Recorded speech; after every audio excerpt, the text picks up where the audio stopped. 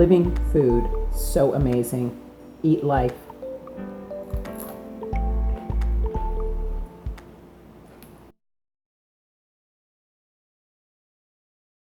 Hi guys, Selena here. Welcome to Livelightwel.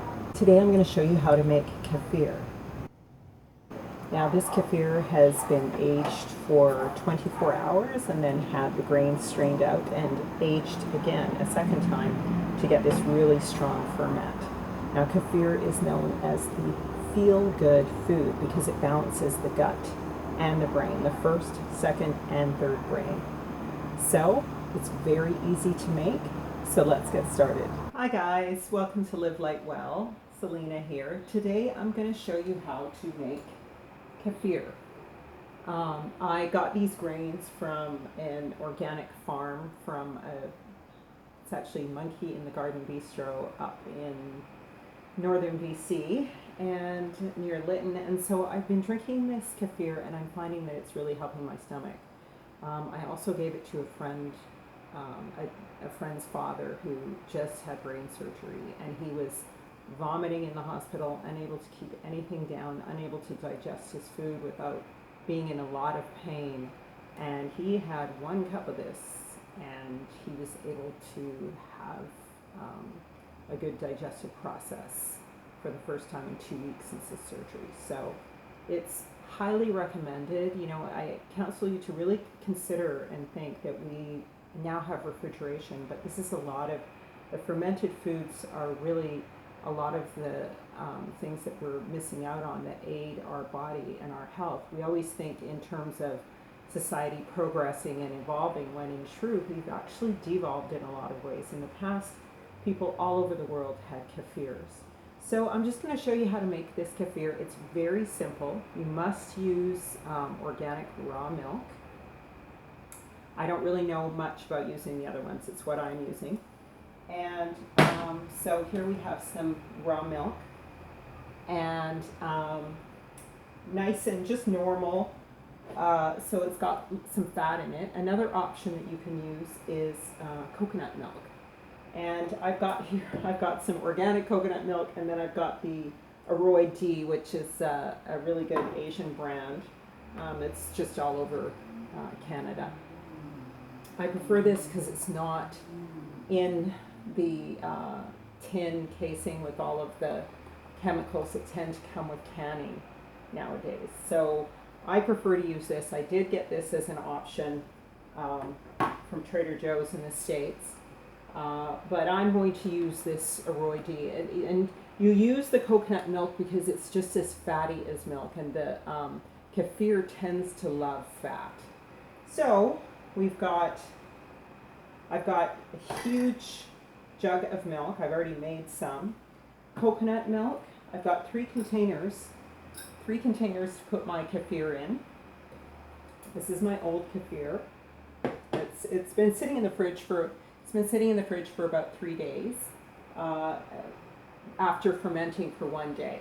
And then here are some kefir grains that I strained out. So I'm going to show you how to strain out the kefir grains. The kefir tend not to like metal. They tend to prefer plastic. I don't know, there's some sort of an interaction that goes on with metal. And so, and as usual, I'm using a glass bowl so you guys will be able to see the process. And also because it's not going to really necessarily react with the kefir. So, and then I've got some containers here that I'm going to put the milk in afterwards. I think this is just an old bottle of apple cider vinegar from one of the lovely brands, Bragg's or whatever. And so I'm thinking about putting it in here. I'm still not sure what I'm going to put it in, but I'm going to show you how to mix up the milk once you've made it. I like to let it sit in the fridge for a couple of days because it gets really rich and almost a bit sweet. And then these kefir grains are almost like cottage cheese, and my guess is this is cottage cheese. I don't know enough about it, but I'm going to look into that. But so here's the grains just waiting in the fridge to be used again. They're sort of suspended here. And then these are ones that are just eating up the milk product. So, and this is fine for people who are lactose intolerant because the kefir grains have the full spectrum of bacteria you need for your stomach, again, that I've said before, you often lose in the course of your life due to disease, illness, taking antibiotics, vaccinations, heavy metals, all of those things can tend to kill off our good bacteria. So this has acidophilus, lactobacillus, a full spectrum.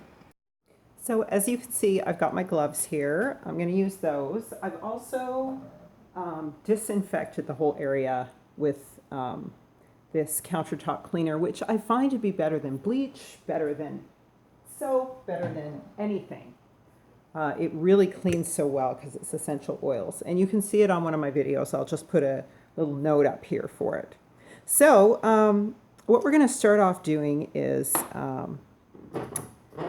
I am going to drain some of these kefir grains into this bowl. So, and you can see how thick it is. What I'm going to do first is, so you see how it's sort of more liquidy here? And then it's a thick, almost cheese up here. So I'm going to shake it up. And now I'm going to drain it into here. And you're not handling any of this really, so the gloves aren't absolutely necessary. I just trying to protect my hands, and I just want to avoid as many germs as possible because, you know, I make this for friends and stuff and I want everything to be clean. So I'm using a wooden spoon because, again, we're trying to avoid the metal. And you see how it's almost like a cottage cheese that the grains become. And this is almost like a buttermilk, the kefir. It's actually really nice. And these grains, I eat them all the time. They're so good. But they're supposed to be for an extra punch. For your gut issues if you want to eat the grains. I'm going to make tons of them and I'm going to start eating them. Oh yes, and I wanted to tell my story about Little Miss Moffat, so that will come up. So now I'm gonna, and here's the grains separated by themselves as I saw before. So what I'm gonna do with these ones though is I'm going to rinse them off, and I'm going to use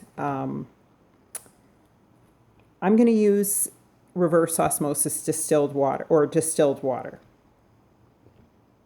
But first, I'm going to pour the kefir into this. I'm choosing the large open mouth bottle just because it's easier to pour into.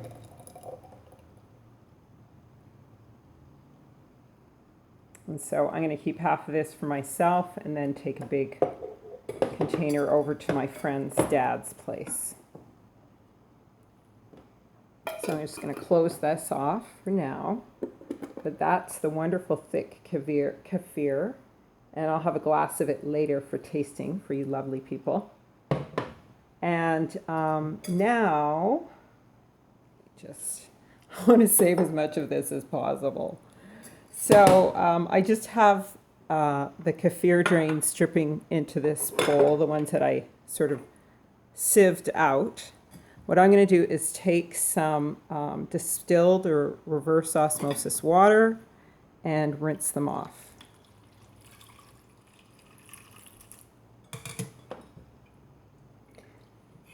Sort of cleaning them off so that they're ready to go again. And for me, I will just drink this remaining water.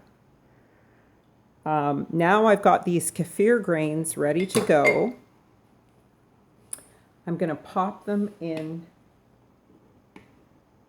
this container that I'm going to make my next round of kefir in. And you see this old jar that I poured my last ferment out of, I could use that to make another ferment. It's actually better to do that than to use a clean jar because it will jumpstart it. And so you can just continue to use the same jar for about a week every day. I've started with clean jars because I like to start with a clean process. I'm also going to do another milk one and my coconut milk one. So I think I might spoon actually just a few of these out because I want to be able to make 3 bottles here. So, and so I'm evenly distributing them, the kefir grains, amongst the preparations. So there's going to be 2 milk and 1 coconut milk.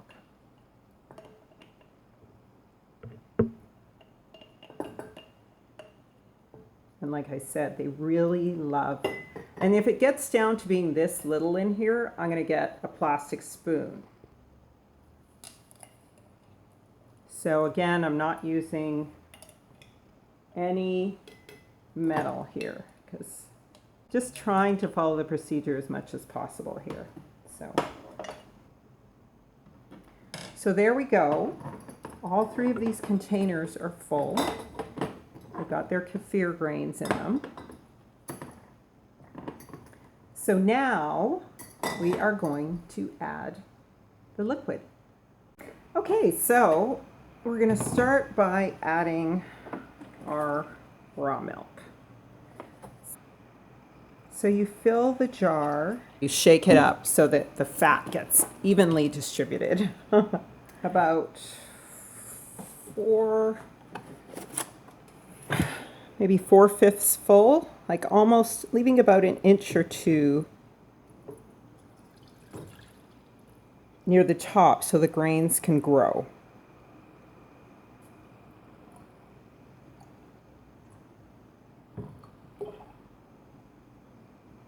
So there I'm leaving enough room for expansion.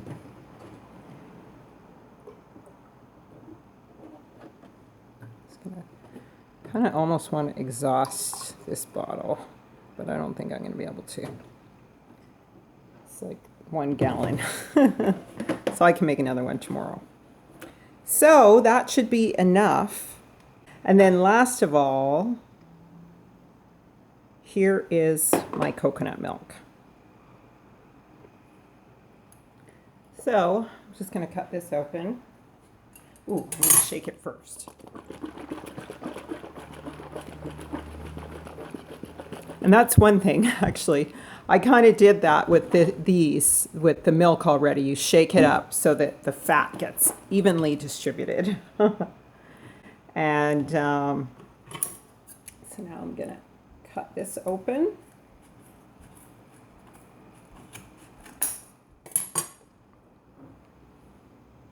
And pour it in here. Whoops, making a mess. That's my MO. Ever since I was a kid, I'm trying to be tidy. I can be clean, but I can be messy. 2 different things. I'm trying to learn to be neat and clean. Super yummy.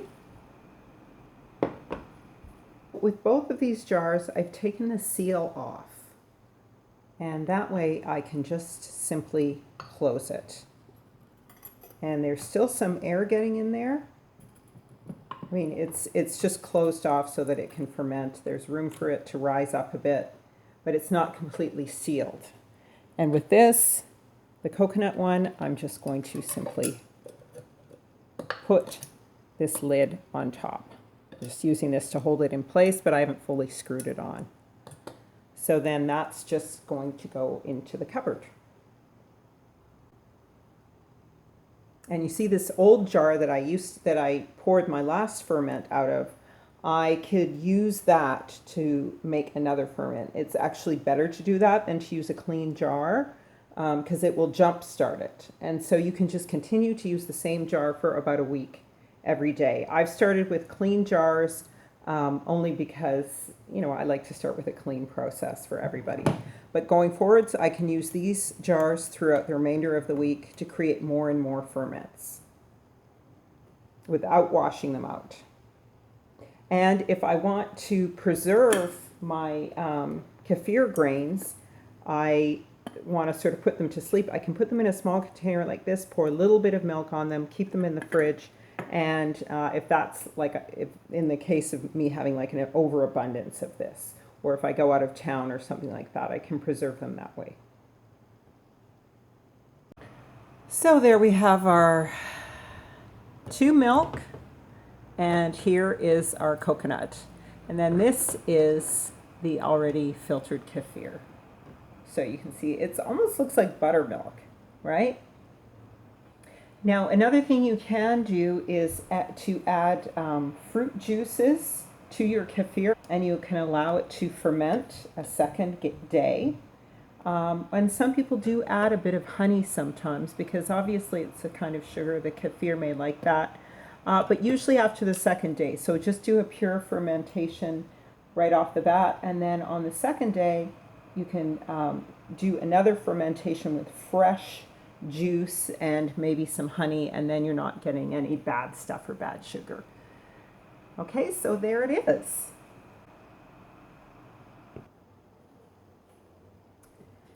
So now I'm just going to put all of these in a dark cupboard and let them sit overnight. I am actually double fermenting this, and it'll be a little bit more translucent tomorrow. So we've got all three of our jars in here, and we just ferment for 24 hours. So here is my kefir after 24 hours. You can see the separation there. It's really fermenting for hours. And then if you want a sweeter kind of ferment, you can put it in the fridge for a few days. So that's where this one is at. And then you can also just do a double ferment. This is kefir that's been aged for 24 hours, and then it's been second stage aged in the cupboard for another 24 hours after mixing out all of the kefir grains. And then you put this in the cupboard again for 24 hours, and you have a sort of very sour ferment. And you can always do a second ferment with some fruit juice in it, only organic, of course, no sugar added. Thanks so much for watching. Eat well, eat life. Little Miss Muffet sat on her tuffet eating her curds and whey. Along came a spider and sat down beside her and frightened Miss Muffet away. I think the spider frightened her away because kefir keeps the critters away.